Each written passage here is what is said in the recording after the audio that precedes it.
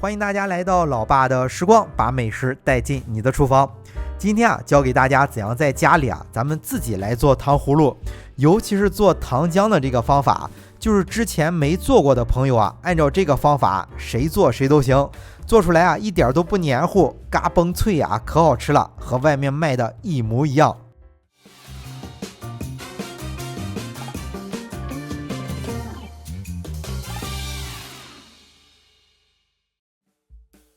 首先呢，咱们先把制作冰糖葫芦的山楂洗干净。这一步要注意洗干净的山楂要把水擦干，有水的山楂是挂不上糖浆的擦干净之后，用竹签把它穿起来备用就行了。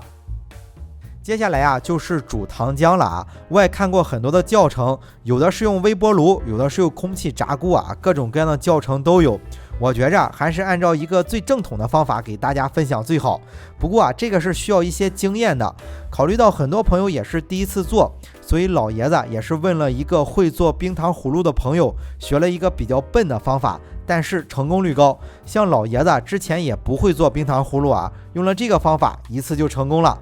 糖呢就是用白砂糖300克，水的话是150克，倒在锅中，咱们开中小火加热就行。咱们在家里最好用不粘锅吧，好操作一些。刚开始可以简单的搅拌几下，之后就不要再搅拌了如果一直搅拌就会有气泡，会反沙，做出来的冰糖葫芦就不透亮了。简单搅拌后就别管它了就一直用中小火加热就行了。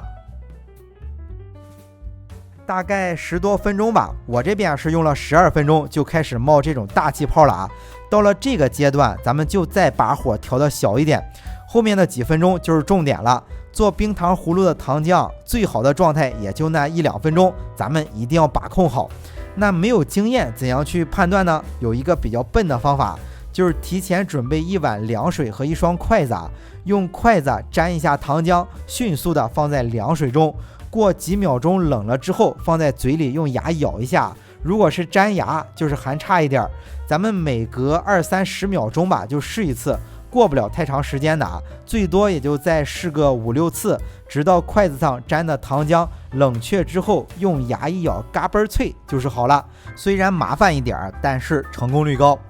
那等找到糖浆的这个点之后就关掉火，把刚才穿好的山楂裹上糖衣就行了。裹糖衣的时候是沾上面的这层气泡这个糖浆的温度比较高，得有100多度，不要把山楂伸到糖浆里面，而且要注意安全，不要烫伤。煮的这个糖浆呢要一次性用完大概能做视频中这样的12到15串，在家里吃也就完全够了。这个量呢比较小，糖浆煮起来也快不要像外面卖的糖葫芦一样一煮一大锅，糖浆煮多了凉了再加热就不能用了。像咱们没有经验的基本上就是废了。那如果是真的剩下了糖浆了，就不要再做糖葫芦了煮点柠檬茶是没有问题的。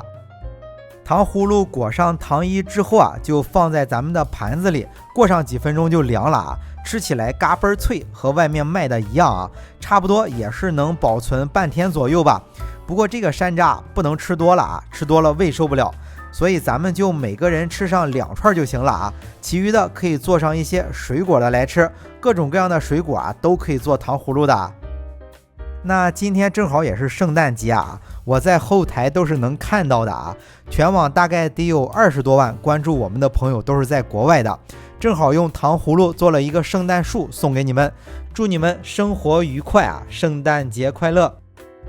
那这个圣诞树的做法就是用了半个苹果放在下面，然后上面再插上一根胡萝卜，再用牙签做这种特别小的糖葫芦，就是一个牙签上穿上一个草莓，2个小西红柿这样的糖葫芦，放凉了之后扎在这个胡萝卜上就行了我是做了将近有1个小时虽然麻烦一点，但是看上去非常有节日气氛好了，为了方便大家去记视频中所需要的材料，视频下方的备注栏或留言区有文字版的配料，有问题可以在留言区留言。大家如果喜欢老爸做的美食，记得帮忙关注点个赞，谢谢大家。那今天的这期美食到这里也就结束了也祝大家生活愉快。